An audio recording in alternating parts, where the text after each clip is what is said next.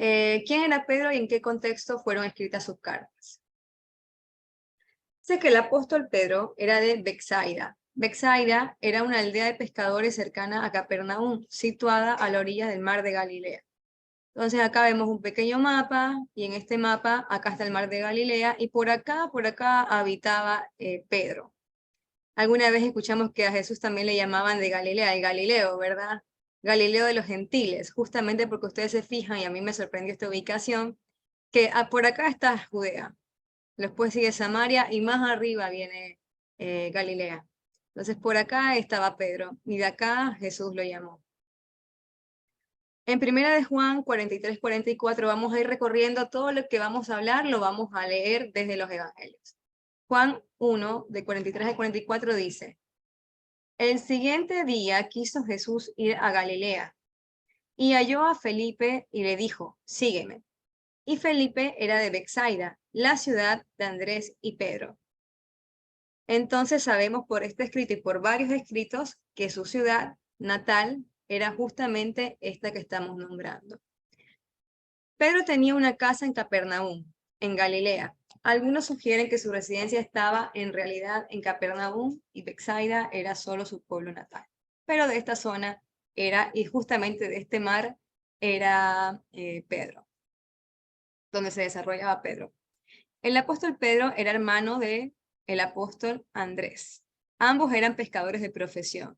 Es muy probable que su padre, Jonás, o en otras traducciones Juan, fuera también pescador. Y esto es interesante cuando conversábamos con mi esposo y ir conociendo un poco a Pedro, que qué lindo habrá sido para Pedro, y a la vez también desafiante, ser apóstol de Jesucristo o de Yeshua, junto con su hermano, ¿no? Junto con aquella persona que había crecido. Es como que ustedes se pongan en este momento, nos vamos a poner más o menos en los zapatos de Pedro, que ustedes tengan un hermano y que juntos fueran escogidos de los 12 discípulos. ¡Qué gran bendición! Entonces, digamos, como apóstol no entró solo en su familia, Pedro, sino que fue con su hermano Andrés, así también como lo hizo Santiago y Juan. Los hijos de Zebedeo también eran hermanos, ¿no? Entonces es increíble que dentro de estos 12 discípulos había también lazos de consanguinidad. ¡Wow! ¡Qué lindo! Y el apóstol Pedro no era soltero. El apóstol Pedro era un hombre casado. La edad no lo refiere en qué edad fue llamado Pedro a ser un apóstol, como lo llamó Jesús. No dicen qué edad, pero más o menos nos podemos aproximar que si era un hombre casado, probablemente sería contemporáneo a la edad de nuestro Mesías, ¿no? Debido a que en una ocasión Jesús sanó a su suegra de una fiebre muy alta. Entonces, por este dato sabemos que él era casado, y por otros escritos que ya vamos a ver. Marcos 1, 29-31 dice que al salir de la sinagoga vinieron a casa de Simón y Andrés, o sea, Simón, Pedro y Andrés, con Jacob y Juan. La suegra de Simón estaba acostada con fiebre, y enseguida le hablaron de ella. Entonces él se acercó y la tomó de la mano y la levantó, e inmediatamente le dejó la fiebre y ella le servía. Pero algo más interesante, no solamente que era casado, sino que por ahí tenemos la idea de las series tal vez que hemos visto, las películas, que Pedro dejó su familia y se fue. Pero al parecer no es tanto así, porque lo aclara, incluso en una de las cartas de Pablo se aclara que la esposa de Pedro lo acompañaba en los viajes, estaba presente, y no solamente la esposa de Pedro, sino que la esposa de otros discípulos. Esto es muy interesante, porque por ahí tenemos la idea como que la esposa quedó en la casa y Pedro dejó todo abandonado y se fue. Y al parecer no es tanto así, porque así lo declara 1 Corintios 9, 3-5, en donde dice que a los que discuten conmigo, yo les respondo, esto dice Pablo, ¿no? Que Bernabé y yo también tenemos derecho a recibir comida y bebida por el trabajo que hacemos. También tenemos derecho a que nuestra esposa nos acompañe en nuestros viajes. Así lo hacen Pedro y los otros apóstoles, y ojo, ¿quién más? Y los hermanos de Jesucristo. Es decir, que en medio de todas estas personas que estaban llevando todo este mensaje, no solamente estaban los apóstoles, estaban las esposas de los apóstoles, y también las esposas de los hermanos de Jesús, de los hermanos sanguíneos. ¡Wow! Increíble. Y si nos ponemos a pensar en el recorrido de Hechos, cuando llegamos a Hechos 15, recuerdan que quien se levanta el liderazgo allí es Jacobo, Santiago, el medio hermano de Jesús. ¿no? Porque ellos también, una vez que al principio no creían en Jesús como el Mesías, siendo los de su propia casa, pero después, en la resurrección del Mesías, al ver las proezas del Mesías que Dios había hecho, entonces aún los hermanos estaban en medio de todo esto acompañándole a los apóstoles, pero llamativamente todos con sus esposas. Increíble. Otro punto de Pedro a analizar es que Pedro, ¿cómo fue su educación? Pedro tuvo una educación limitada y tenía un acento galileo. Incluso en algunos nombran a todo este sector de Galilea, esta aldea, como campo, como algo campesino. Y era un sitio de pescadores. Y esta lengua también la utilizaba para leer y escribir. Entonces él era identificado por tener un acento galileo, no sé, tal vez como los manabitas, ¿no? Estamos acá, yo soy de una ciudad que se llama Manta, que es de una provincia que se llama Manabí, dentro de mi país, y hay un dialecto especial, y hay una forma de hablar especial. Y asimismo, por ejemplo, también en Argentina tienen un acento especial y una forma especial de hablar. Entonces eran reconocidos. Por ejemplo, cuando nosotros escuchamos a una persona de Argentina, ya sabemos por algo peculiar que es de Argentina, sin que nos diga. Entonces también asimismo de México, sabemos que es de México porque tiene un acento diferente, ¿no? Entonces así mismo pasaba, lo reconocían a Pedro porque él venía de esta zona que era como un campo, esta zona humilde, una aldea. En Mateo 26, 73 al 74 dice que Pedro, esto es cuando Pedro niega a Jesús, lo niega por 3 veces, ¿no? Vamos a leer tal vez no todos los capítulos porque si no se nos va a extender demasiado, pero esta parte es cuando habla de que Jesús, después de que Jesús es arrestado, Pedro lo niega por 3 ocasiones. Entonces Pedro lo negó de nuevo y dijo, esta fue la última vez. Les juro que no conozco a este hombre. Un poco más tarde, algunos de los que estaban por allí se acercaron a Pedro y le dijeron, estamos seguros de que tú eres uno de los seguidores de Jesús. Hablas como los de Galilea. O sea, reconocieron que Jesús también era reconocido como Jesús de Galilea de los gentiles. Entonces, él hablaba también con ese acento. Sin embargo, Pedro también hablaba, aparte de esto, por lo que él estaba involucrado. Recuerden nuevamente la zona geográfica, ¿no? Él estaba involucrado en la pesca y en el comercio. Entonces, él también hablaba probablemente griego, debido a su profesión. Este requería contacto constantemente con los gentiles. El griego estaba muy extendido en aquella época y fue el idioma en el que se escribió el llamado Nuevo Testamento. Nos vamos a referir nuevamente que como Antiguo Testamento y Nuevo Testamento simplemente para que sea más sencillo de comprender, pero ya sabemos de que todo es una sola línea, que simplemente el Nuevo Testamento es el cumplimiento de lo que está escrito en lo que se llama como Antiguo, ¿no? El nombre original de Pedro, y esto vamos a entrar también a por qué se le cambia el nombre. ¿Por qué se le cambia el nombre de Simón a Pedro?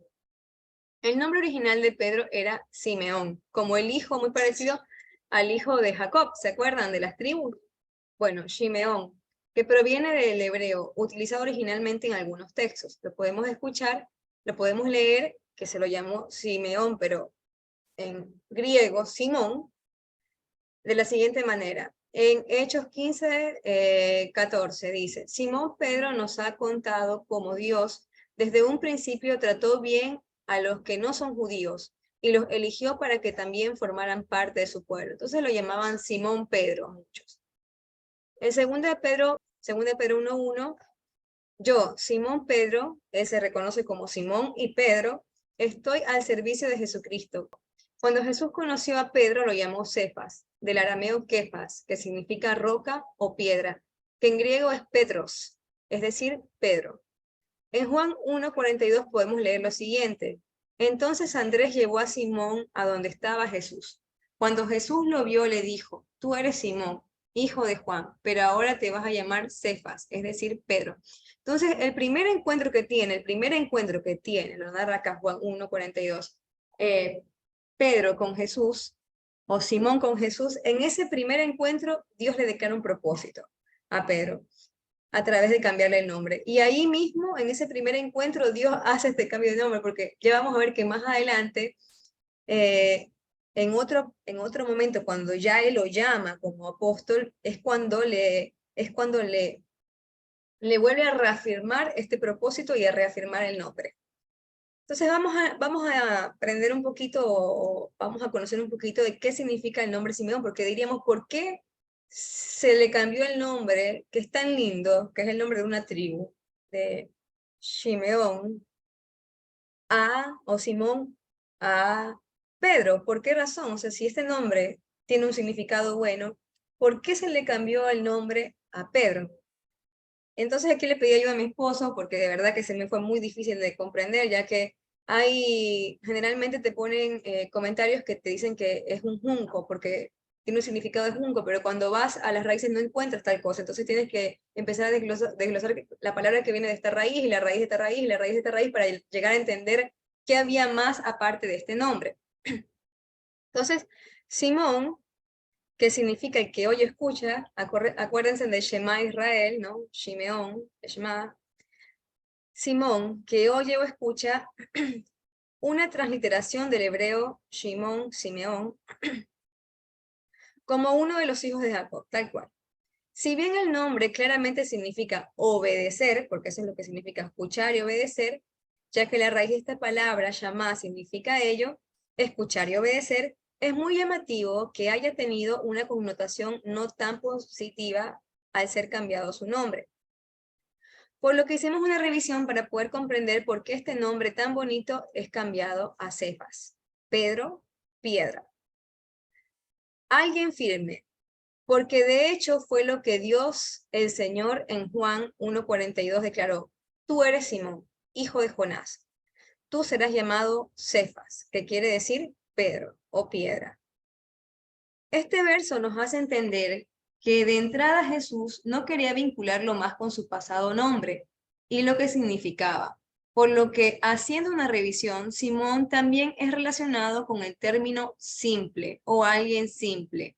Esta palabra es Petri, hebrea, inexperto, que no sospecha, alguien sobre quien fácilmente se puede ejercer influencia, ya sea para bien o para mal, razón por la que se ha relacionado con el junco, una caña fácilmente movida por el viento o por las aguas y fácilmente quebradiza.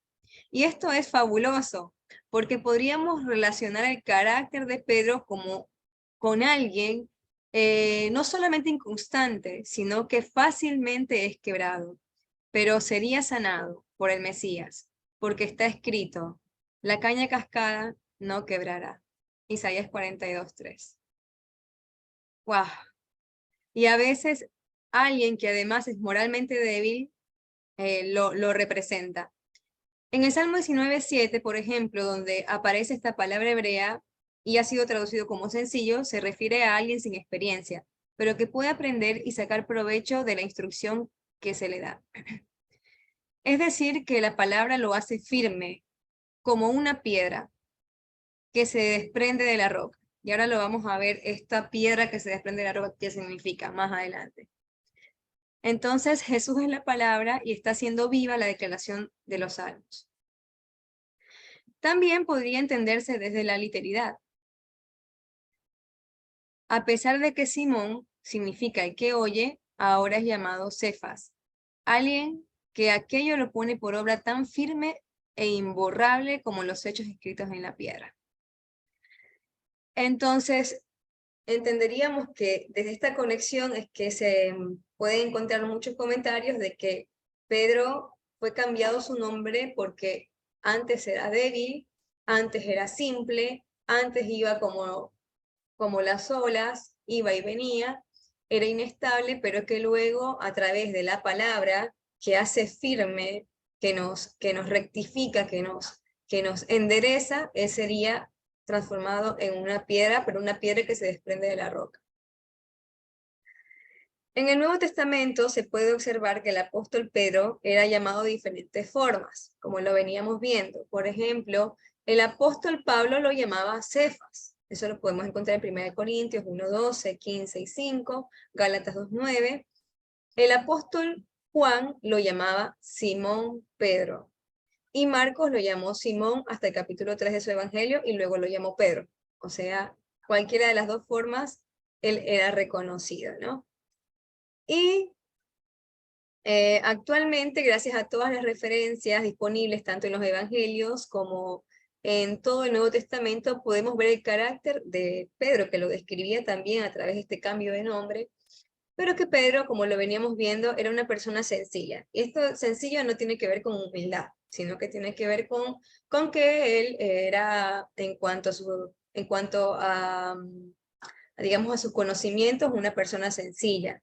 Era una persona de poca educación, por decirlo así. Pero aparte, en cuanto a su aspecto emocional, solía ser impulsivo. Y lo vamos a recorrer a partir de todos los evangelios, muchas participaciones que tuvo Pedro, y vamos a ir reconociendo cómo era su carácter y qué temperamento era el que él guardaba. Era muy directo y frontal también. Entonces, muy particularmente son características de un tipo de temperamento.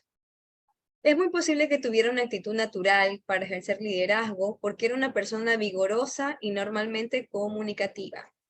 En algunas ocasiones, especialmente en el episodio de la traición de Jesús en Getsemaní, Pedro se mostró airado, seguro de sí mismo, incluso sanguinario al cortarle la oreja a Malco. Si recuerdan, ese episodio en Juan 18:10 está escrito. Pero aquí viene algo hermoso, este personaje impulsivo, directo, era muy de hablar, muy de liderar, muy de estar al frente, de tomar decisiones apuradas, impulsivas. Ese era Pedro. Pero este es el primer contacto entre Jesús y Pedro. Se produjo al comienzo del ministerio público del Señor en Galilea por medio de su hermano Andrés. Y esto ya lo leímos, pero lo vamos a leer de forma más completa. Andrés, hermano de Simón Pedro, era uno de los dos que habían oído a Juan. En este momento está el hermano de Pedro, que era Andrés, acuérdense, escuchando ¿a quién? ¿A cuál Juan? A Juan el Bautista. Juan el Bautista que clamaba con voz al cuello en el desierto, que volvieran hacia las sendas antiguas, que llegaba a la salvación, pues entonces Andrés era un discípulo escuchaba a Juan el Bautista. Entonces dice que ya habían seguido a Jesús. Este oyó primero a su hermano Simón y le dijo: Andrés, hemos hallado al Mesías, y le trajo a Jesús.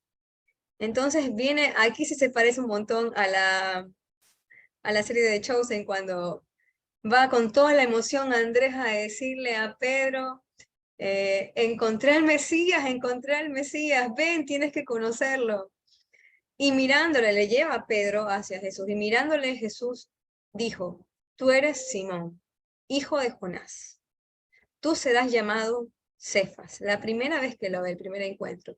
Después de ese primer contacto, Pedro y Andrés aparentemente continuaron trabajando como pescadores, y por un tiempo, hasta que el Señor los llamó a seguirlos mientras pescaba en el mar de Galilea, y le dijo que los iba a volver pescadores de hombres. Marcos 1, 16 18 dice: Jesús pasaba por la orilla del lago de Galilea, este es otro encuentro, cuando vio a Simón y a Andrés, dos pescadores que eran hermanos y que estaban pescando con sus redes. Jesús les dijo: síganme. En lugar de pescar peces, les voy a enseñar a ganar seguidores para mí. En ese mismo instante, Simón y Andrés dejaron sus redes y siguieron a Jesús. El apóstol Pedro tuvo una participación bastante importante durante el ministerio terrenal de Jesús y en muchas ocasiones actuó como portavoz de los 12. Es lo que veníamos diciendo de que Pedro, como era líder y era muy de hablar, pues entonces muchas veces él tomaba la palabra. Y vamos a ver cuántas veces preguntaba, solamente a manera de ejemplo, no vamos a decir todas las veces que en los evangelios preguntó Pedro, pero para que conozcamos un poco más de lo que era él, de su forma de ser, leamos Mateo 15, del 15 al 20. Pedro preguntó: explícanos, ¿qué quisiste decir cuando hablaste de lo que nos hace impuros delante de Dios? Jesús respondió: ¿tampoco ustedes entienden? Todo lo que comemos o bebamos va al estómago y después el cuerpo los expulsa. Pero si la gente dice cosas malas, es porque es mala y siempre está pensando en lo malo. Entonces, acá lo podemos continuar leyendo hasta el 20, pero lo que está haciendo referencia es en esta parte cuando le habla acerca de qué es lo impuro, o sea, el lavamiento de las manos y todo esto de los rituales, pero yo voy al punto, o vamos al punto de que Pedro hace la pregunta en este caso, o sea, no dice que fue otro, el que generalmente siempre preguntaba era Pedro. Mateo 18:21 dice: entonces Pedro se acercó a Jesús y le preguntó: Señor, si un miembro de la iglesia me hace algo malo, ¿cuántas veces debo perdonarlo? Solo 7 veces. Jesús contestó, no basta con perdonar al hermano solo 7 veces, hay que perdonarlo una y otra vez, es decir, siempre. Entonces vemos otra vez Pedro haciendo preguntas, una vez más haciendo preguntas, ahora en Marcos 8:29. Entonces Jesús les preguntó, ¿y ustedes qué opinan? Pero aquí pregunta el maestro, y esta pregunta, wow, es lo que responde Pedro. Entonces Jesús le preguntó, ¿y ustedes qué opinan? ¿Quién soy yo? Muchos decían que era el Mesías, otros decían que era un profeta, y Pedro contestó, tú eres el Mesías. Entonces Jesús le responde que eso se lo había revelado solamente el Señor, y lo vamos a ver más adelante y desglosar esa parte que es hermosa. Pero acá está respondiendo también primero está respondiendo Pedro también, cuando Jesús le hace la pregunta. En Lucas 12:41 al 42 dice, Pedro entonces le preguntó, Señor, esa enseñanza cuando habla acerca de los 2 sirvientes. Señor, ¿esa enseñanza es solo para nosotros o para todos los que están aquí? El Señor Jesús le respondió, el sirviente responsable y atento es aquel a quien el dueño de la casa deja encargado de toda su familia para que le sirvan la comida a tiempo. Qué feliz es el sirviente si el dueño lo encuentra cumpliendo sus órdenes. Entonces, otra vez Pedro está preguntando, ¿no? Constantemente Pedro a través de los evangelios pregunta, es el primero en preguntar, el primero en responder. Pedro fue también quien le pidió a Jesús que le permitiera encontrarse con él caminando sobre las aguas. Cuando Pedro ve que Jesús viene caminando sobre las aguas, rápidamente se apura y le dice, Señor, Señor, yo también quiero caminar sobre las aguas. Pídeme que yo pueda caminar sobre las aguas. Entonces, Pedro siempre impulsivo, rápido, es el primero que pide hacer esto. Entonces lo vamos a leer en Mateo 14:28-31. Entonces Pedro le respondió, Señor, si realmente eres tú, ordena que yo camine también, yo también, sobre el agua, y vaya hasta donde tú estás. Y Jesús le dijo, ven. De inmediato, enseguida, Pedro bajó de la barca. Es imaginarlo como corriendo, apuradito, Pedro siempre. Caminó sobre el agua y fue hacia Jesús. Pero cuando sintió la fuerza del viento, tuvo miedo. Allí mismo empezó a hundirse y gritó, Señor, sálvame. Entonces Jesús extendió su brazo, agarró a Pedro y le dijo, Pedro, tú confías muy poco en mí. ¿Por qué dudaste? Y esta escena nos hace muy parecidos a todos nosotros, que muchas veces somos muy prontos a decir, sí, yo voy, pero cuando vienen las dificultades o cuando miramos alrededor, pues somos muy fáciles a hundirnos. Pero el Señor extendió su brazo. Y esto es hermoso porque Él siempre está presto, así somos como Pedro, como el junco, que dudamos, vamos aquí para allá. Pero el Señor extendió su brazo y lo reafirmó como una piedra. Mateo 17:1-8 dice, 6 días después, Jesús llevó a Pedro y a los hermanos de Santiago y Juan hasta un cerro alto para estar solos. Esta es otra de las aventuras. Frente a ellos, Jesús se transformó. Es la transfiguración. O sea, acá lo leí. Además, fue junto con Santiago y Juan, quien estuvo en la transfiguración del Señor. Dice que frente a ellos Jesús se transformó, su cara brillaba como el sol y su ropa se puso tan blanca como la luz de mediodía. Luego los 3 discípulos vieron aparecer a Moisés y al profeta Elías, y ellos conversaban con Jesús. Entonces Pedro le dijo a Jesús, Señor, qué bueno, Pedro enseguida, tengo que hablar, dice Pedro. Señor, qué bueno que estamos aquí. Si quieres voy a construir 3 enramadas, una para ti, una para Moisés, una para Elías. O sea, Pedro ya estaba en primera fila, él diciendo, ahora vamos a hacer esto, rápidamente habló. Se cree que ellos estaban muy nerviosos y de aquí lo dice. Mientras Pedro hablaba, hay una parte, no recuerdo si es en otro evangelio, que dice que ellos estaban temblando. Si quieres voy a construir 3 enramadas, una para ti, una para Moisés y otra para Elías. Mientras Pedro hablaba, una nube brillante vino y se detuvo sobre ellos. Desde la nube se oyó una voz que decía, este es mi hijo, yo lo amo mucho y estoy muy contento con él. Ustedes deben obedecerlo. Al oír esto, los discípulos se tiraron al suelo y no se atrevían a mirar, pues tenían mucho miedo. Imagínense ver a Elías y a Moisés y ver que Jesús ahora tenía su rostro brillante, que ya no estaba como en carne y en hueso, como ellos lo veían frecuentemente, pues si ellos, sinceramente, y cualquiera de nosotros, pues caeríamos al piso y no podíamos levantarnos. Cuando los discípulos se levantaron, vieron que Jesús estaba solo.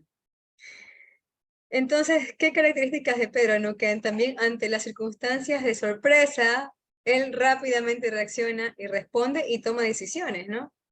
Toma o oferta hacer algo. Y también fue Pedro, otra de las aventuras que tuvo, o mejor dicho, más que aventuras, otra de las situaciones en las cuales estuvo Pedro fue cuando Jesús les estaba declarando que era necesario padecer. Jesús, en Mateo 16:22 en adelante, le habla acerca de que era necesario que él padeciera, de que él iba a ser arrestado, de que iba a pasar por un tiempo de mucha dificultad, iba a ser tomado y que iba a entregar su vida y que iba a sufrir todo lo que iba a sufrir el Mesías, ¿no? Pero leamos lo que dice. Desde ese momento, Jesús comenzó a decirle a sus discípulos lo que iba a pasar. Tendré que ir a Jerusalén, y los líderes del país, los sacerdotes principales y los maestros de la ley me harán sufrir mucho. Esta es la versión, toda la versión que estoy leyendo bíblica es la TLA, porque es más sencillo para contar todo esto que estamos contando acerca de Pedro, ¿sí? Por si lo quieren buscar, está en la traducción en lenguaje actual. Allí van a matarme, dijo Jesús, pero 3 días después voy a resucitar. Entonces Pedro se llevó a Jesús aparte y lo reprendió por hablar así. Le dijo, eso no puede sucederte, Señor, que Dios nunca lo permita. Jesús se volvió y le dijo, Pedro, estás hablando como Satanás, vete. Tú no entiendes los planes de Dios, me estás pidiendo que lo desobedezca. Pero él quería salvar al Mesías, ¿no? Su carácter era así impulsivo, él quería hacer algo bueno, pero estaba yendo en contra de lo que él no había entendido todavía, que ese era el propósito por el cual había venido el Mesías, de restablecer un reino eterno, y no en ese momento en la tierra. Un día, aquí tenemos otro punto más, un día Jesús preguntó a sus discípulos, ¿quién creían que era él? El apóstol Pedro respondió diciéndole, tú eres el Hijo del Dios viviente. El Señor atribuyó la respuesta de Pedro como una revelación del Padre Celestial y recalca su propósito a través del nombre. Mateo nuevamente 16, del 16 al 19. Pedro contestó, tú eres el Mesías, el Hijo de Dios viviente, el Hijo de Dios que vive y da vida. Jesús le respondió, bendito seas, Pedro, hijo de Jonás, porque no sabes esto por tu propia cuenta, sino que te lo enseñó mi Padre que está en el cielo. Por eso te llamaré Pedro, que quiere decir piedra. Sobre esta piedra construiré mi iglesia, y la muerte no podrá destruirla. A ti, Pedro, te daré autoridad en el reino de Dios. Todas las cosas que tú prohíbas aquí en la tierra, desde el cielo, Dios las prohibirá, y las cosas que tú permitas, también Dios las permitirá. Entonces acá hay algo también interesante con respecto al cambio del nombre de Pedro. Porque se entendería, y lo que se hizo incluso con la Iglesia Católica, que tomó a Pedro como el papa, el primer papa o el obispo representante de la iglesia que ellos le llaman el surgimiento de esta nueva iglesia, que ellos, la católica, ¿no? Que realmente sabemos que no era nada más que aquellos que tenían la Torá y habían aceptado al Mesías, o aquellos que estaban dispersos y habían recibido al Mesías como su Señor y Salvador y habían vuelto a las sendas antiguas, ¿no? Que le llamaban esta secta del camino.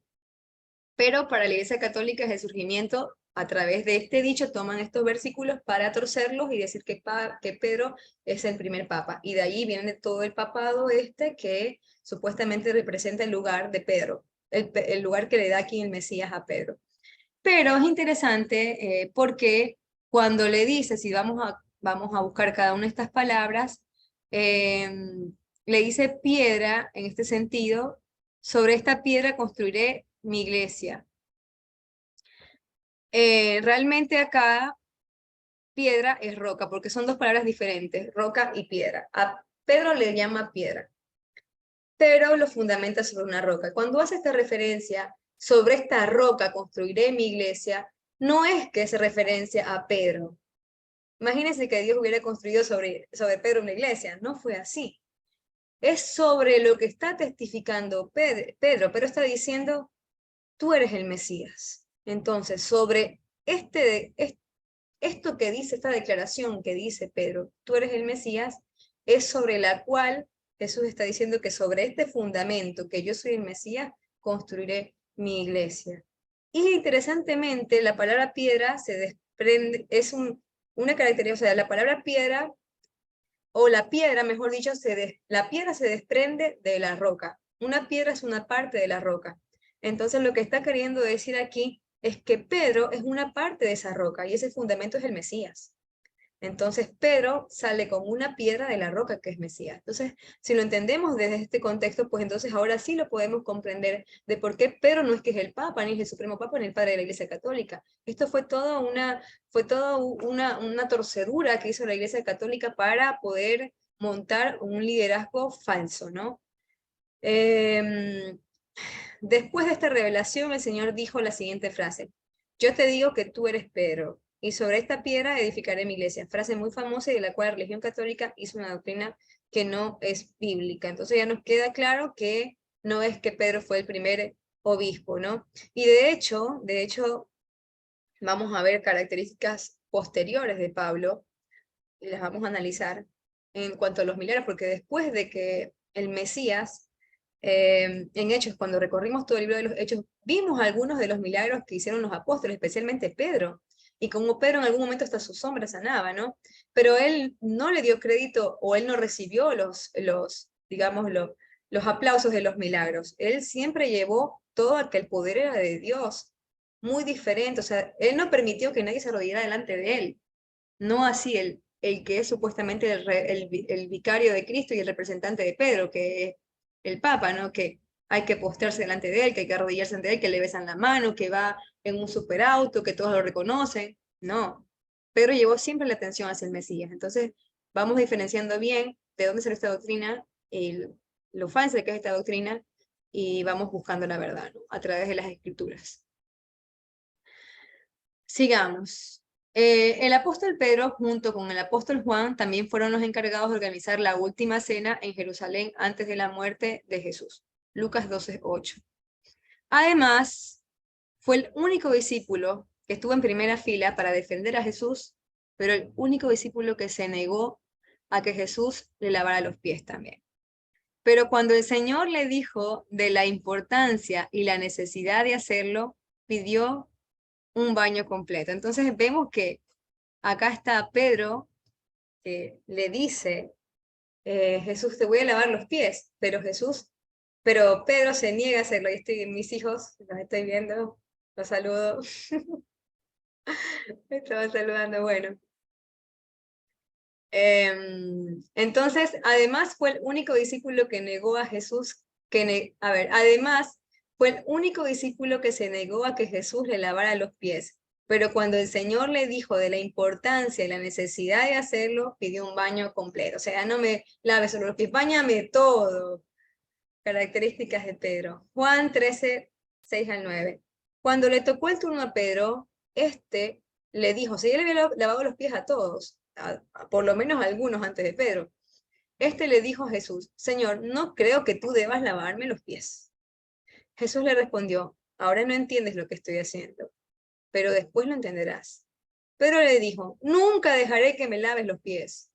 Jesús le contestó, si no te lavo los pies, ya no podrás ser mi seguidor. Simón Pedro dijo, Señor, entonces no me laves solamente los pies, sino lávame también las manos y la cabeza, lávame todo. Ahí está Pedro.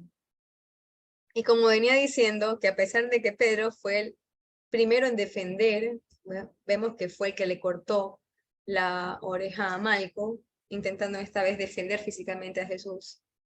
También fue el que le dijo, no Señor, no te pase así, Dios no quiere que te pase esto. Cuando lo leímos ahora, cuando Jesús le dice que tiene que padecer. Pero también fue Pedro el discípulo que lo negó. Y no es que los demás se hayan quedado, porque vemos que ninguno se quedó, ¿no? Que todos se dispersaron cuando Jesús fue arrestado. Pero Pedro fue el único que le negó, por 3 veces, antes de que cantara el gallo. Aunque le había prometido al Señor estar con él en todo momento. Esa era su promesa. o sea, de Pedro a Jesús. Al ver a Jesús luego de haberlo negado por tercera vez, Pedro lloró amargamente. Mateo 26, 74, 75. Pedro les contestó con más fuerza. Ya les dije que no conozco a este hombre. Que Dios me castigue si no estoy diciendo la verdad. En este momento un gallo cantó y Pedro se acordó de lo que Jesús le había dicho. Antes de que cante el gallo, vas a decir 3 veces que no me conoces.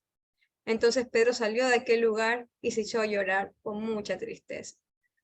¡Wow! Entonces vemos como Pedro, en un momento de dificultad intensa, ¿no? Porque él también, al ser parte de Jesús o de lo que Jesús estaba haciendo, tenía riesgo que también lo llevaran preso. Entonces, ante un momento de tanta presión, de dificultad, llegó a negar a Jesús. Y eso también nos lleva a nosotros a reflexionar cuántas veces nosotros, ante la presión del mundo, cedemos. Y no solamente tiene que ver con negar a Jesús de forma física, decir yo no creo en Jesús, yo no soy parte de Jesús o de Yeshua. Se trata de decir que nuestros actos o nuestras decisiones también nieguen a Jesús en nuestras vidas. Cuando preferimos obedecer al mundo antes que Dios, cuando preferimos mentir para, digamos, medio enmascarar una situación por temor, cuando preferimos en medio de un negocio hacer algo pequeño o oculto. O sea, todas estas cuestiones también niegan a Jesús, porque niegan a Jesús en nuestras vidas. Él tiene que ser manifestado en nosotros y es manifestado a través de nuestra obediencia. Sin embargo, acá él lo hizo verbalmente, ante un tiempo de presión y dificultad, Pedro lo negó.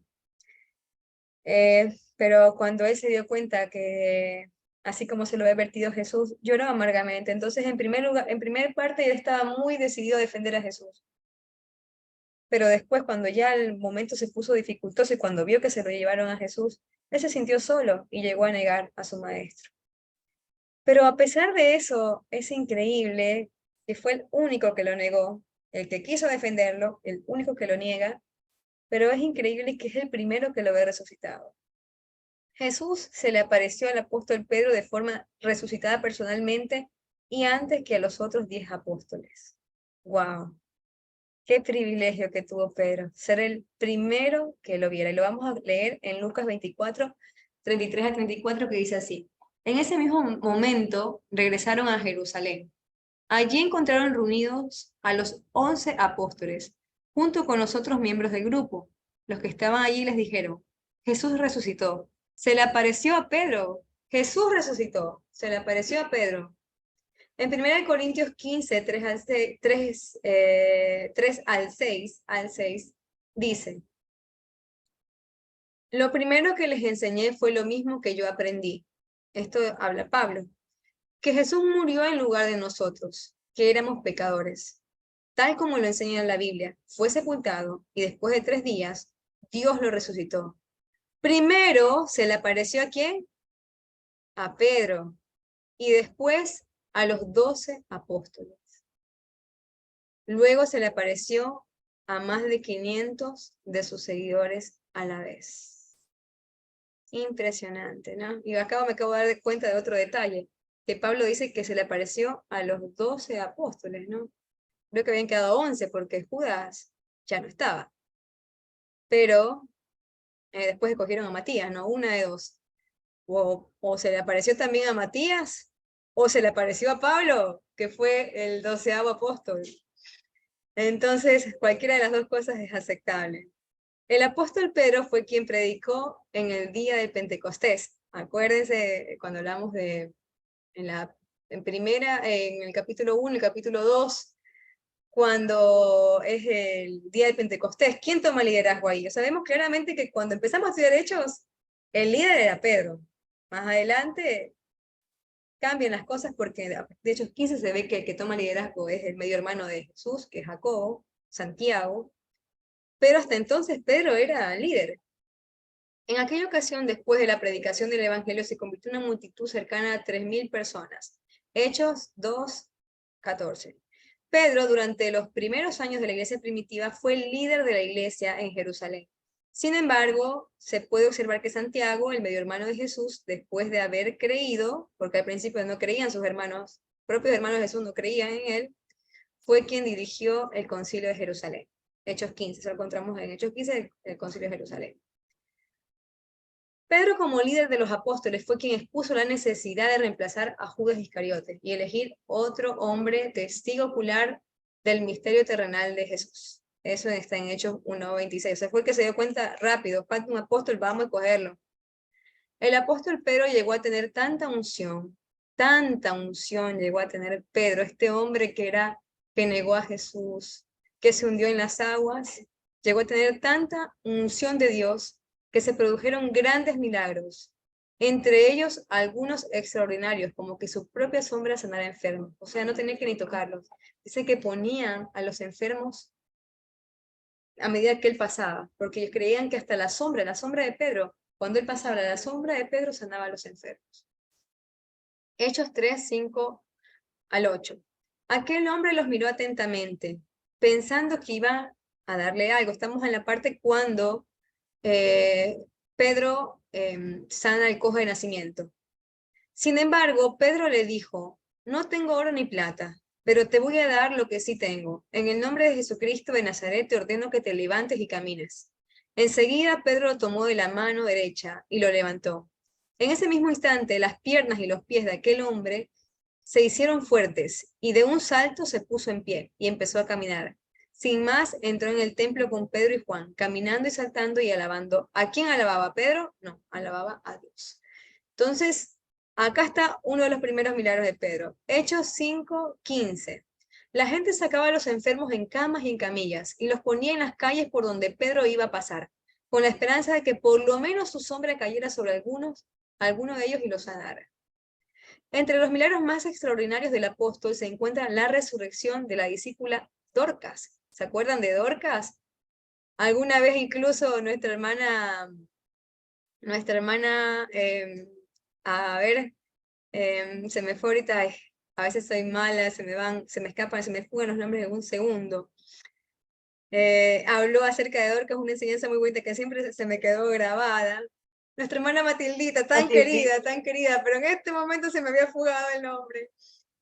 Matildita, habló acerca de Dorcas. Pero bueno, esta mujer que había sido una mujer muy buena, que cosía vestidos para esta comunidad, que estaba muy presente, que ayudaba a todos, había muerto, ¿no? Entonces, vamos a leerlo en Hechos 9, 40 y 41. Dice, Pedro mandó que toda la gente saliera del lugar.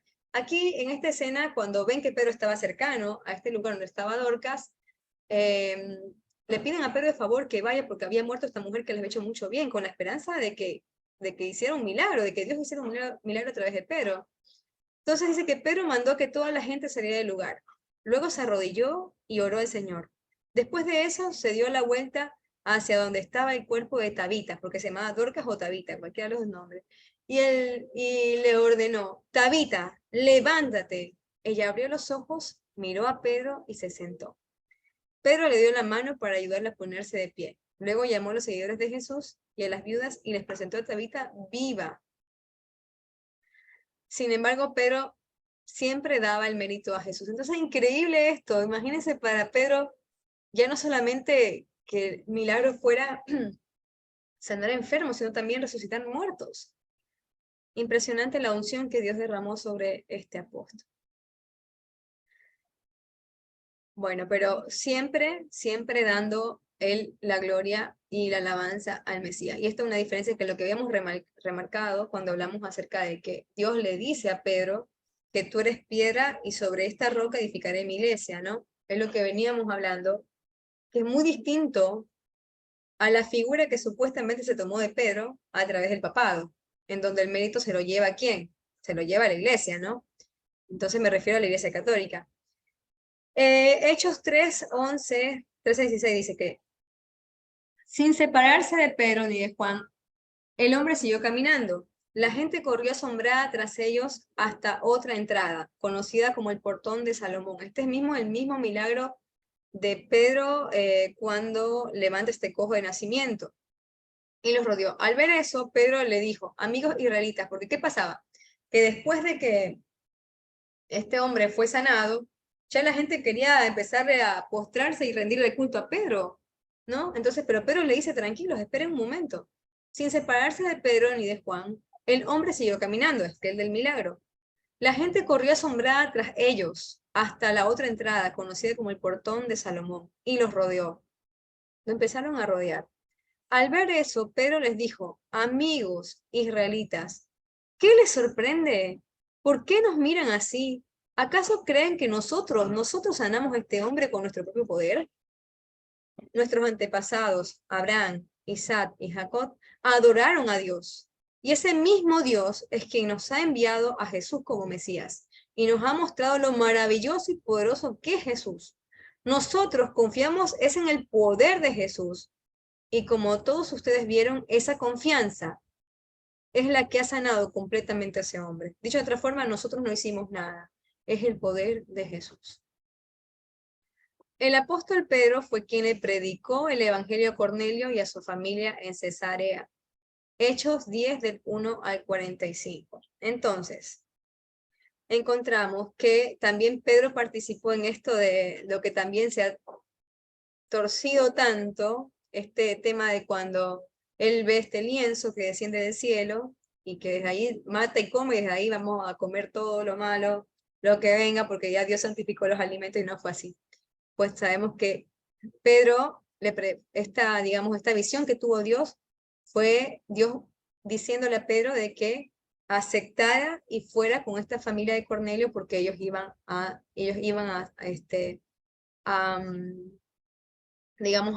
ser agregados al olivo. En la carta a los Gálatas, el apóstol Pablo presentó un conflicto. También sabemos que hubo un conflicto entre Pedro y Pablo. Entonces, en la carta a Gálatas, el apóstol Pablo presentó un conflicto que tuvo con Pedro mientras éste se encontraba en Antioquía. Gálatas 2:11. Dicha discusión hace referencia al actuar de Pedro. Entonces aquí vamos a ver algo más que pasó con Pedro. Cuando éste se comportó de forma hipócrita y deshonesta al asociarse con los nuevos creyentes y luego retirándose de ellos por miedo a la presión del grupo de la circuncisión, quienes aceptaban a los gentiles solo se celebraban las ceremonias o los rituales de la ley de Moisés. Así que ellos querían solamente los gentiles que se convertían, pero que se convertían a la ley, digamos, a los rituales, no a la ley del Señor, sino que también a las obras de la ley. El conflicto fue tan grande que incluso acabó influyendo en Bernabé. Así que Pablo reprendió públicamente a Pedro por su comportamiento hipócrita. Sin embargo, se puede observar que este problema fue resuelto por completo. Y el propio Pedro menciona posteriormente a Pablo como nuestro querido hermano Pablo en sus cartas. Así que ellos no terminaron enemistados, tuvieron sí un inconveniente, pero luego uno o más inconvenientes, pero luego pues se ve que subsanaron todo, pues, y él le llamaba el querido hermano Pablo. Segunda de Pedro 3:15 dice: recuerden que el Señor Jesucristo nos trata con paciencia. No, a veces no tenemos paciencia, a veces alguien se equivoca y no tenemos paciencia. Somos muy prontos para juzgar a los demás y no tenemos paciencia con los demás, para que podamos ser salvos, ya que nuestro querido compañero Pablo les ha escrito acerca de esto, y fue Dios mismo quien se lo explicó. Entonces, querido compañero Pablo, aquí está refiriéndose, no dijo Pablo, sino querido compañero. Entonces, interesantemente, se ve que había una buena armonía entre ellos dos. Es probable que el apóstol Pedro en algún momento de su ministerio visitó la iglesia de los Corintios, debido a que en un episodio muy complejo de división dentro de la iglesia, algunos hermanos decían ser. Como en todas partes, es difícil ya, cuando una comunidad crece y crece, a veces ya es difícil mantener los lineamientos. Y algunos ya decían, yo soy de Pedro, otros yo soy de Pablo, otros yo soy de Apolo, otros yo soy de Cristo. Entonces empezaron a haber estos inconvenientes dentro de la iglesia, o la comunidad primitiva, digamos así. El apóstol Pedro se menciona interesantemente, y ya estamos terminando con los acontecimientos de Pablo. Creo que vamos a seguir un poco más. Es interesante que el apóstol Pedro, en todo lo que es el Nuevo Testamento, se lo menciona 210 veces. O sea, el apóstol de quien más se habla en el Nuevo Testamento, y de hecho de quien más se habla en los Evangelios, es de Pedro, 210 veces. Y del apóstol Pablo es el segundo lugar de quien se habla en el Nuevo Testamento, que son 162 ocasiones. Si agarramos el resto de los 10 discípulos, de ellos en conjunto, sumándolos, se habla 114 veces. Entonces, notablemente, el apóstol Pedro fue un apóstol especial. Yo le llamaría un apóstol especial. Cada apóstol seguramente fue especial para Jesús. Pero notablemente el ser participativo, el haber sido tal vez con esta personalidad de temperamento sanguíneo, extrovertido, comunicativo y líder, fue lo que hizo que él siempre estuviera presente en todos los hechos de los evangelios. Después del año 50, después del Mesías, la información sobre el apóstol Pedro es muy poca. Es decir, que hasta aquí conocemos. Nosotros conocemos hasta la carta de Pedro, conocemos qué pasó con Pedro. Después todo el resto de cómo él murió, son deducciones o son parte de libros de historia que narran posibilidades de los hechos que pasó con Pedro. O sea, hasta aquí sabemos que Pedro estuvo con el Mesías, que Pedro fundó comunidades, que Pedro tuvo un llamado hacia Jerusalén, que Pedro tuvo todas estas anécdotas que contamos ahora acerca de los milagros, pero luego, ya después del año 50, ya es poco lo que se conoce, ¿no? O sea, tenemos la carta de Pedro que fue escrita aproximadamente entre los años 64, 63, antes del Mesías, o 69, desde el 63 al 69. En ese lapso se cree que se escribieron estas cartas. Entonces lo que vamos a conocer, aparte después de esta fecha, pues más será por estos libros historiadores, como les decía. Veamos qué dice aquí, 1 de Pedro 5, del 1 al 2. Quiero darles un consejo a los líderes de la iglesia. Sabemos que él estaba participativo. O sea, considerando sus epístolas, sabemos que permaneció activo. O sea, después del año 50 hasta el 60, hasta el momento de su muerte, año 69, después del Mesías probablemente, él permanecía activo, predicando el evangelio y en el pastoreo del rebaño del Mesías hasta el momento de su muerte. O sea, en todo este lapso, si bien no está escrito de él, pero se sabe por lo que él escribe en la carta de Pedro, dice, quiero darles un consejo a los líderes de la iglesia. Yo también soy líder como ellos, o sea, él seguía todavía liderando. Y soy testigo de cómo sufrió el Mesías. Además, cuando el Mesías regrese y muestre lo maravilloso que es él, disfrutaré de parte de su gloria. Entonces, acá está activo Pedro. La primera carta de Pedro fue escrita probablemente entre 62 y 69 después de Cristo, como lo habíamos dicho, y enviada a los creyentes de Asia Menor. Seguimos hasta acá la vida de Pedro, y con respecto a las cartas y con respecto a los últimos tiempos, bueno, hay un poco de controversia acerca de sus últimos años, como les decía, ya no hay tanto, no está escrito ya en la Biblia, en los libros de los Hechos, que fue lo que sucedió, pero se sabe que Pedro seguía activo, Pedro escribe esta carta, sigue fundando iglesias, sigue estando como líder, pero se instala en su última etapa de su vida en Roma, ¿no? Es en Roma. Entonces dice que aquí uno de los grandes debates sobre Pedro es si el apóstol vivió en Roma. Lo que sí sabemos que el llamado de Pedro no era hacia los gentiles, ¿no? Que esta zona más bien había sido quien funda la iglesia de Roma, es Pablo. Sin embargo, en el último tiempo se encuentra y se deduce por la carta de Pablo que él estaba viviendo en Roma. Leámoslo. Lo que sí podamos comprobar es que Pedro no fundó la iglesia de Roma, sino el apóstol Pablo. No hubiera dejado de mencionarlo en sus cartas a los romanos. Sin embargo, es muy probable que Pedro estuvo en Roma al final de su vida y que escribiera sus 2 epístolas en esta ciudad. Primera de Pedro 5:13 dice, la iglesia que está en Babilonia, elegida juntamente con vosotros, y Marcos, mi hijo, os saluda. Entonces vemos que Pedro se reconoce estar en un lugar, Babilonia, pero ¿será Babilonia física? Y no. Esto es una referencia a Roma, ya que Roma era conocida por los judíos de esa época como Babilonia, debido a su idolatría y confusión.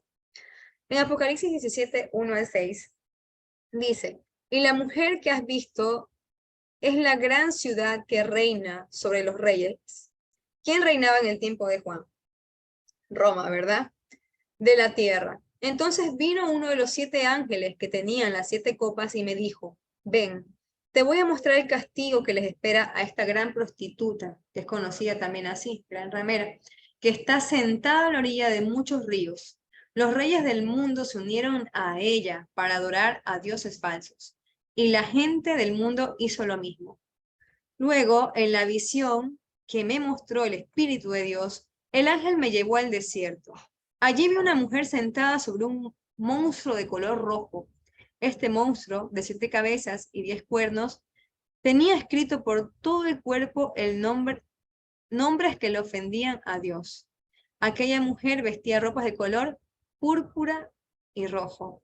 Se había adornado el cuerpo con oro, piedras preciosas y perlas. En su mano derecha tenía una copa de oro llena de vino. El vino significa que hizo mucho mal y que adoró a dioses falsos. En la frente, esa mujer tenía escrito un nombre misterioso: la gran Babilonia, madre de todas las prostitutas y de todo lo malo y odioso que hay en el mundo. Luego me di cuenta de que la mujer se había bebido el vino y se había emborrachado con él. Ese vino representa que la sangre del pueblo de Dios y de los que fueron asesinados por mantenerse fieles a Jesús. Y justamente es en ese contexto que se escribe la carta de Pedro en un tiempo de dificultad. Entonces, esta gran Babilonia o Babilonia, la Babilonia no es nada más y nada menos que Roma. Así que Pedro estaba por Roma. Y además la presencia de Marcos también favorece esta interpretación.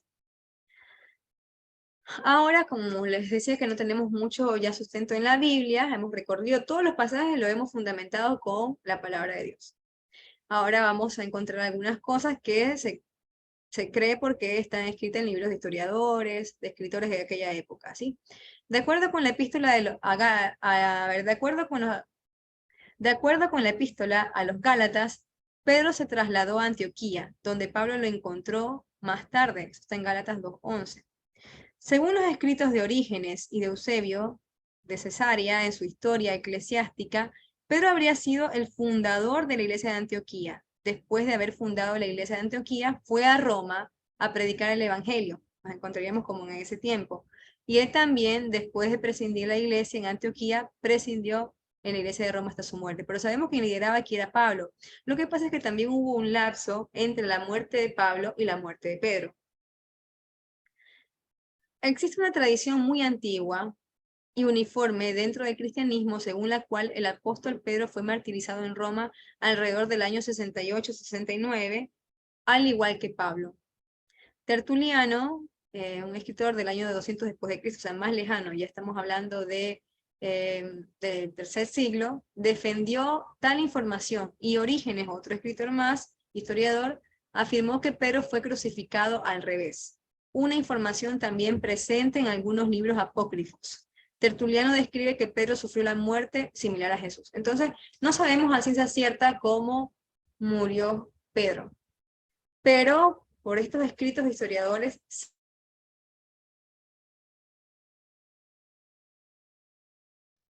Hola, volví, ¿se cortó? Sí, seguimos entonces. Sí, ¿por qué no lo he llevado para la otra casita? Ahí estamos de nuevo. Bueno, entonces, como decía, a ciencia cierta no se sabe cómo murió Pedro. No podemos decir que la Biblia dice que Pedro murió crucificado al revés, en posición contraria a la que se crucificó a Jesús. No lo podemos decir. Hay indicios en la Biblia de algo que le dijo Jesús a Pedro, que uno puede deducir que tal vez de allí eh, eh, Pedro murió de esa forma, pero literalmente no lo dice la Biblia. Entonces, dice acá,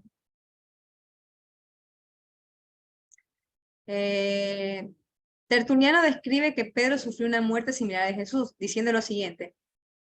Él escribió esto: ¿cuál feliz es su iglesia, en la cual los apóstoles derramaron toda su doctrina junto con su sangre, donde Pedro soportó una pasión como la de su Señor? Eso es lo que escribe este historiador. Luego, las cartas de Pedro fueron escritas con la finalidad de traer esperanza en medio de la persecución de aquella época. Esto es cierto.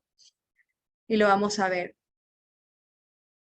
Lactancio nos relata en su obra sobre la muerte de los perseguidores en el año 308 después de Cristo lo siguiente: que mientras Nerón reinaba, que esto fue desde el año 54 después del Mesías hasta el año 68 después del Mesías, el apóstol Pedro vino a Roma y a través del poder de Dios que le encomendó a él, obró ciertos milagros y convirtió a muchos a la verdadera religión. Esto es lo que escribe, ¿no? Construyendo un templo fiel y firme para el Señor. Cuando Nerón oyó, Nerón era el emperador de aquella época, oyó hablar de estas cosas y observó que no solo en Roma, sino en cualquier otro lugar, una gran multitud se rebelaban todos los días contra la adoración de ídolos y condenando sus viejas costumbres se acercaban a la nueva religión. Él, un despreciable y perverso tirano, se apuró para arrasar el templo celestial y destruir la verdadera fe. Él, o sea, Nerón, fue el primero en perseguir los siervos de Dios. Él crucificó a Pedro y mató a Pablo. Entonces, él en este escrito también dice que Pedro fue crucificado y que también mató a Pablo. Entonces, como les decía, hay una parte en el Evangelio en donde Jesús hace una declaración que también nos podría hacer deducir que Pedro murió de esta manera. El Evangelio de Juan sugiere, en su característico estilo alegórico, que Pedro fue crucificado. Juan 21, 18 al 19 dice, cuando eras joven te vestías e ibas a donde querías, pero te aseguro que cuando seas viejo extenderás los brazos y otra persona te vestirá y te llevará a donde no quieras ir. Jesús se refería a cómo iba a morir Pedro y cómo de esa manera iba a honrar a Dios. Entre los escritos del Nuevo Testamento se considera habitualmente que el Evangelio de Marcos recoge las enseñanzas de Pedro por parte del mismo Marcos. Clemente de Alejandría, en los fragmentos de su obra Hipotiposeis, conservados y citados por el historiador Eusebio de Cesarea en su obra Historia Eclesiástica, escribe que el apóstol Pedro predicó en Roma, mientras Marcos recogía su predicación en lo que luego sería el Evangelio de Marcos, ¿no? Entonces sabemos que el Evangelio de Marcos son los hechos contados por Pedro.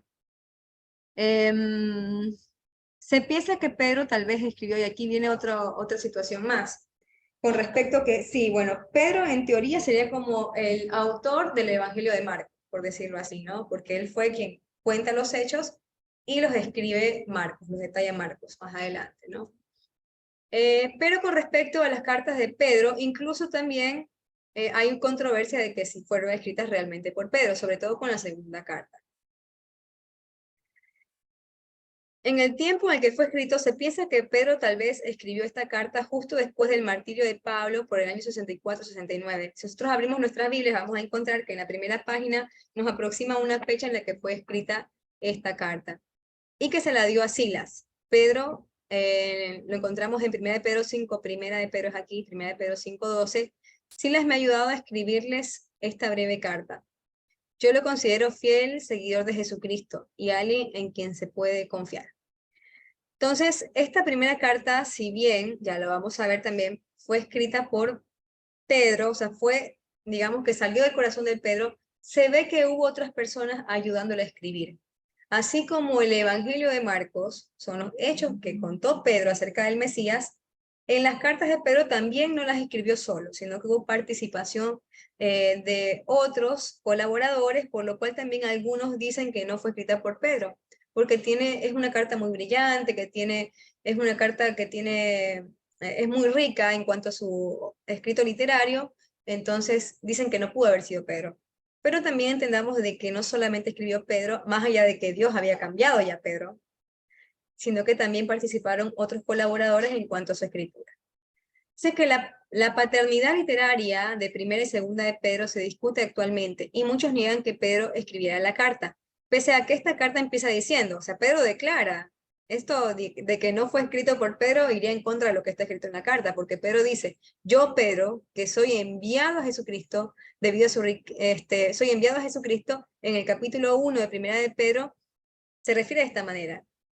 Entonces, él está declarando que es él quien escribe.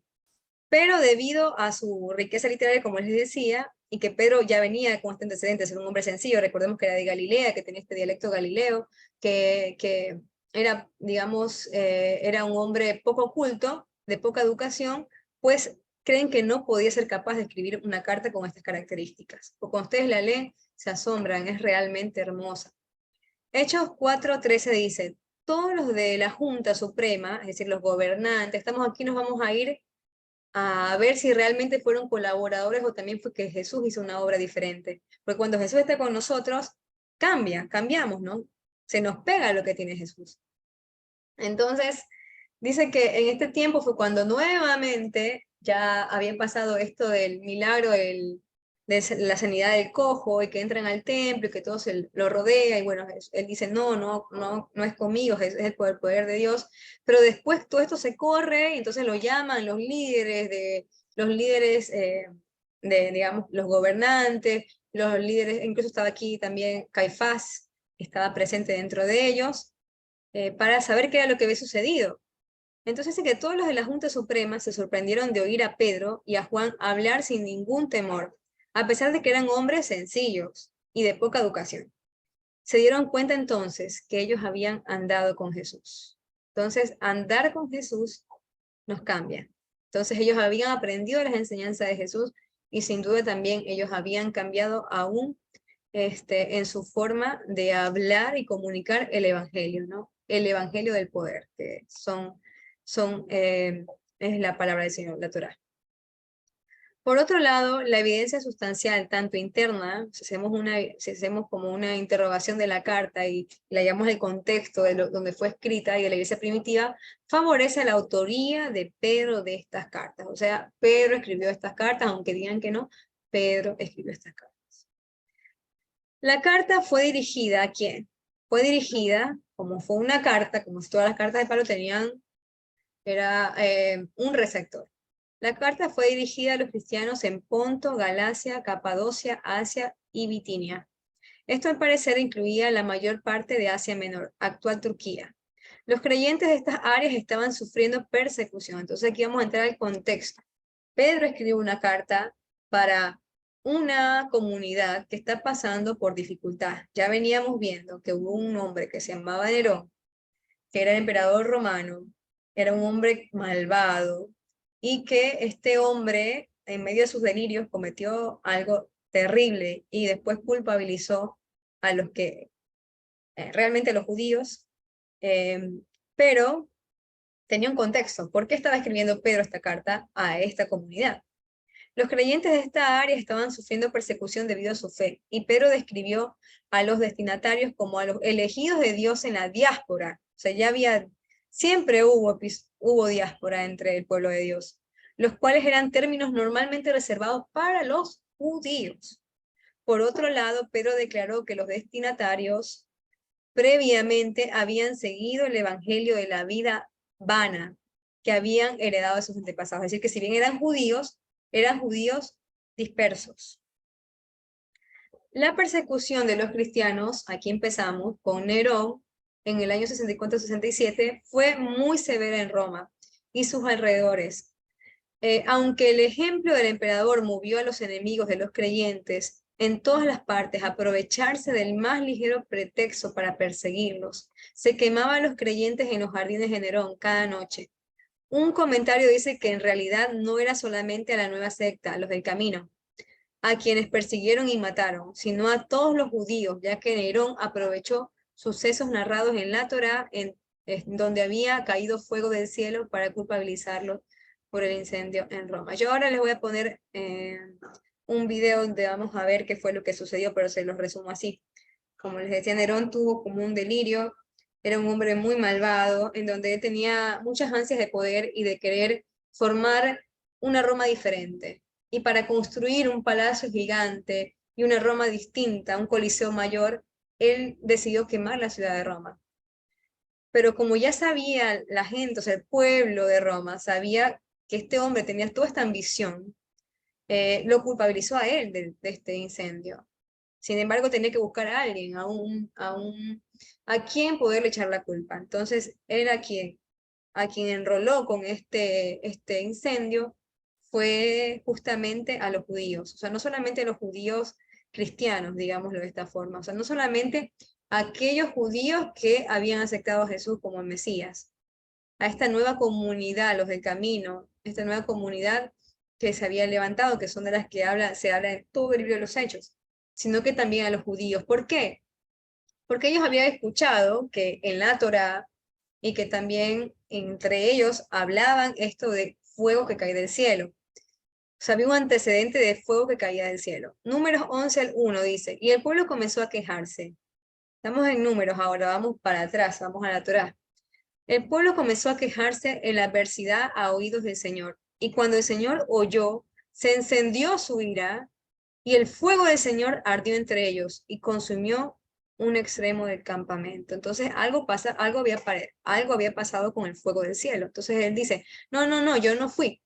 Fueron estos cristianos que pidieron que cayera fuego del cielo y se incendió Roma.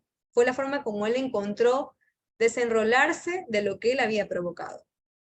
En Segunda de Reyes 1:10 dice, respondió Elías y dijo al capitán de 50, si yo soy hombre de Dios, que descienda fuego del cielo y te consuma a ti y a tus 50.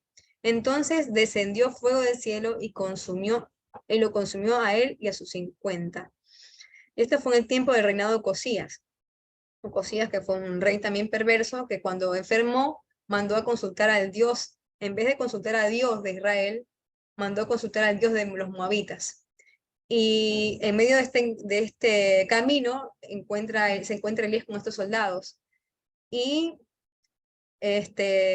lo vienen a buscar a Elías, pero Elías pide que caiga fuego del cielo. Por 2 ocasiones ocurrió esto, es decir, que consumió a más de 100 soldados, a causa de que Elías pidió que cayera fuego del cielo. En 1 de Crónicas 21:26 dice, entonces David edificó allí un altar al Señor, y ofreció holocaustos y ofrenda de paz, e invocó al Señor, y él respondió con fuego del cielo sobre el altar del holocausto. Y Lucas, en Lucas 9:51-54, ya en el tiempo del Mesías, estamos hablando en ese mismo tiempo, ya estamos hablando de algo contemporáneo, cuando ya se acercaba el tiempo en que Jesús debía subir al cielo, es decir, entregar su vida, decidió ir a Jerusalén. Envió a unos mensajeros a un pueblo de Samaria para que le buscaran un lugar donde pasar la noche. Pero la gente de esa región no quiso recibir a Jesús, porque sabían que él viajaba a Jerusalén. Sabíamos que los samaritanos no querían recibir a los judíos. Cuando sus discípulos Santiago y Juan vieron que lo que había pasado, que no le quisieron dar un lugar para Jesús, ellos le dijeron, Señor, permítenos orar para que caiga fuego del cielo y destruya a todos los que viven aquí. Obviamente Jesús lo reprendió ahí a Santiago y Juan, porque estos eran los llamados hijos del trueno, eran tremendos, pero no cayó fuego del cielo. Pero ya se sabía que solía invocar fuego del cielo y que ya había pasado esto, ¿no? Entonces se entiende por qué Nerón se aprovecha de esta situación. Nerón quemó Roma y la destruyó por completo, y ante la sospecha del pueblo, ya que tenía fama de ser un constructor empedernido, asignó esa responsabilidad a los judíos y comenzó una gran persecución. Esto lo hizo confiadamente porque sabía que la gente miraba mal a los judíos y así se podía librar de cualquier acusación. Ya para este tiempo había una negativa de parte en Roma para los judíos, porque como los judíos en sí no eran muchos de hacer proselitismo, pero cuando vino el Mesías se expandió el tema del evangelio. Se expandió nuevamente el rescatar a aquellas ovejas perdidas de la casa de Israel, aquellos que estaban dispersos, ¿no? Que volvieran a su identidad. Entonces ellos empezaron a hacer mucho proselitismo. Se sumaban 3.000, acordémonos que en cada parte de los hechos que la iglesia iba creciendo, y crecía, se sumaban 3.000, se sumaban 5.000, sumaban muchas personas. Entonces, ¿qué pasaba con estas personas? Que estas personas empezaban a dejar su adoración a los dioses que ellos adoraban antes, o sea, a los dioses de Roma. Entonces empezaban a dejar sus prácticas paganas y al pueblo alrededor eso no les gustaba. Entonces es como que ellos le habían tomado cierta molestia a esta iglesia que estaban haciendo y que estaba creciendo. Entonces ellos los miraban mal a los judíos y así se podía librar de cualquier acusación. Se difundieron noticias de ritos asombrosos y atroces. Se dijo que era una secta que conspiraba contra los dioses de Roma. Todo esto hablaba mal de los judíos. Y el poder legítimamente establecido, que ellos iban en contra de todo lo que era de Roma. Los mártires fueron, a través de esto, innumerables. Una muchedumbre indigente, según Tácito, otro de estos historiadores. Y se les hizo morir entre refinados tormentos. Terribles persecuciones y tormentos pasaron. Crucificados, arrojados a las fieras en el anfiteatro, envueltos en pieles de animales para los perros, y convertidos en antorchas vivientes en los jardines del Vaticano. O sea, eran tomados, ahora sí, ustedes quemaron Roma, los vamos a encender, vamos a poner luz, ya no vamos a encender luces en las noches, sino que van a ser las antorchas vivientes las que van a iluminar Roma.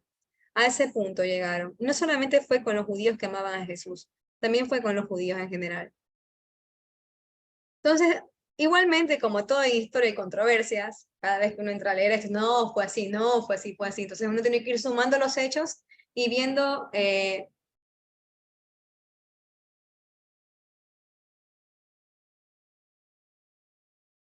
sí. Bueno, entonces como dice, en historia hay diferentes versiones, ¿no? Entonces lo que uno a veces hace, o lo que uno debe hacer es tomar toda la evidencia y ver qué es lo que más pesa, ¿no? Lo que más pesa, obviamente la palabra es la palabra. El Señor lo dice que fue así, así fue, porque está escrito, ¿no? Pero en relación a otros hechos históricos, que como esto del incendio, que quién lo provocó realmente, pues hay mucha controversia. Entonces uno toma todas las probables teorías y uno pesa qué pesa más. Entonces dice que las versiones históricas del incendio que discrepan entre sí provienen de tres fuentes secundarias. Hubieron unas fuentes primarias que se perdieron, pero de tres fuentes secundarias. Dion Casio, Suetonio y Tácito. Así por lo menos son 5 las historias que circulan acerca de Nerón y el incendio. Primera, motivado por un deseo de destruir la ciudad, Nerón envió secretamente a los hombres que fingieron estar ebrios para prender fuego a la ciudad. Nerón observó el fuego desde su palacio en la colina palatina al tiempo que cantaba y tocaba la lira. Era un hombre que estaba realmente fuera de sí. Motivado por un capricho insensato, esta es otra teoría, Nerón envió abiertamente a hombres a incendiar la ciudad. Nerón observó desde la torre de Mecenas, en la colina del Esquilino, a la vez que cantaba y tocaba la cítara. Otra versión dice que Nerón envió a hombres a incendiar la ciudad, pero cantó y tocó su lira en lugar privado. Otra versión dice que el incendio fue un accidente, bueno, y que Nerón estaba lejos, que fue un accidente realmente. Y otra, la única que dice que el incendio fue causado por los judíos y los cristianos. Entonces sabemos que Nerón fue que causó el incendio. Y para esto vamos a poner un video. Ustedes me dicen si lo van a ver. Ahí ven que cambié de pantalla. Sí, un video en YouTube, ¿ven? Perfecto. Vamos a escuchar esto, son 8 minutitos. Vamos a escucharlo con atención porque nos va a llevar el contexto. Ahora cuando estudiemos Primera de Pedro y Segunda de Pedro, vamos a saber qué estaban pasando los creyentes. A veces pensamos que estamos pasando por grandes tribulaciones, pero realmente nuestras tribulaciones muchas veces no se comparan con las tribulaciones que tuvieron que pasar aquellos hermanos nuestros de la fe inicial. Entonces, estas persecuciones, gracias a Dios, nosotros hoy no las vivimos de este tipo, pero muchos tuvieron que derramar su sangre y dar su vida a causa de su fe.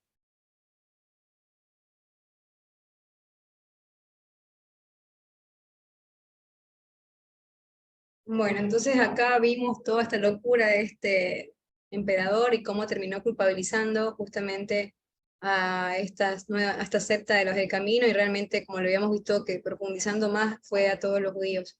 Pero se cometieron terribles asesinatos de diferentes formas, no solamente como antorchas, sino también eran entregados a los animales en los coliseos, eran comidos por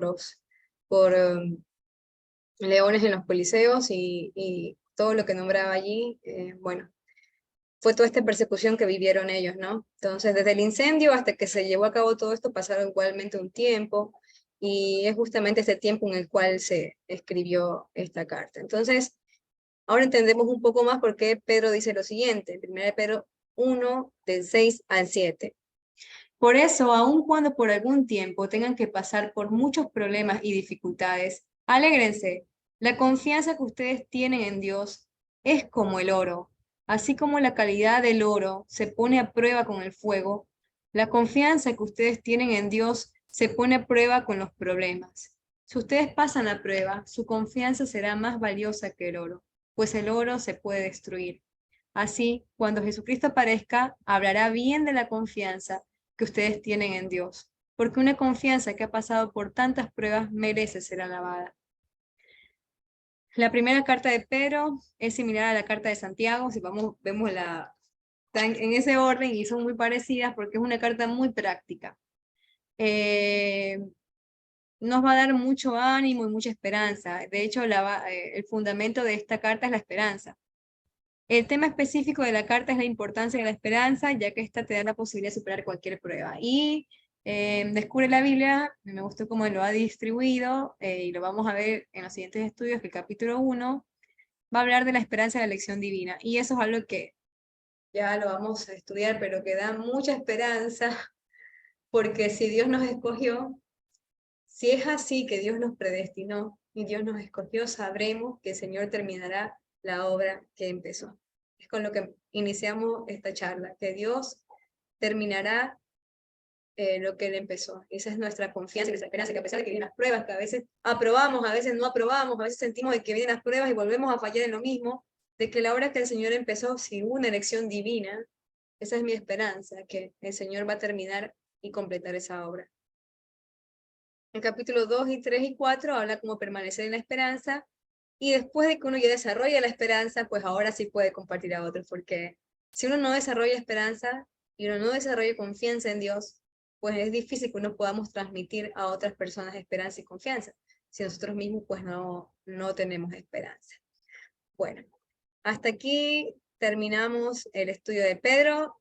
En el próximo Shabbat continuamos con el capítulo número 1. Y vamos a terminar orando. Yo creo que la personalidad de Pedro nos ha cautivado a todos y nos ha dado mucha esperanza. Porque si Dios hizo algo grande con este varón que pasó por tantos tropiezos, también lo puede hacer con nosotros. Señor, te damos gracias porque nos muestras, Señor, a través de ejemplos vivos, Señor, lo que tú eres capaz de hacer, de un hombre que llega al final de sus días, Señor, que entrega su vida a causa de defender tu fe, Señor, de defender lo que cree en ti, Señor. Padre amado, un hombre que al final de sus días, Señor, tiene el valor y la autoridad de poder, Señor, levantarse delante de una comunidad grande, Señor, que está pasando por tribulaciones y decirle, confíen, esperen, porque yo también lo hice. Un hombre que, Padre amado, nos manda a obedecer tu ley, Señor. Nos dice que tu ley, que la fe se obedece. Él nos enseña a través, Señor, de esta carta, que tu fe es para obedecer, es práctica, Señor. Gracias, Padre amado, porque tú nos muestras que así como tú pudiste trabajar con este hombre que tú escogiste, que sin duda fue tan especial para ti, Señor, tal vez, Señor, tendrás misericordia de nosotros y también podrás procesarnos, Padre amado, así, para llegar, Padre amado, al final de nuestros días cumpliendo la meta, como lo hizo Pablo, que dijo que había peleado la buena batalla y había llegado, Señor, a sus últimos días, Padre amado, confiando en ti, Señor, y perseverando en ti y estando a cuentas contigo. Asimismo nosotros, Padre amado, podamos llegar al último día de nuestras vidas, Señor. Sean nuestros días muchos o sean nuestros días pocos, Padre, pero siendo terminados a través de tu palabra, Señor. Ayúdanos, Señor, ayúdanos a caminar, Padre, si nos hundimos, sosténnos de los brazos, Padre amado. Y no permita, Señor, jamás, Padre amado, que nuestra esperanza se apague, sino que esta esperanza, Señor, sea como un fuego, Señor, que se encienda a partir de hoy cada vez más en nuestros corazones, Padre amado, y que nos ayuden a transitar las diferentes pruebas que vengan, Padre. Te damos gracias, Señor, porque tú eres un Padre lleno de amor, lleno de misericordia para tus hijos, Señor. Gracias, Señor, en el nombre de Yeshua. Amén.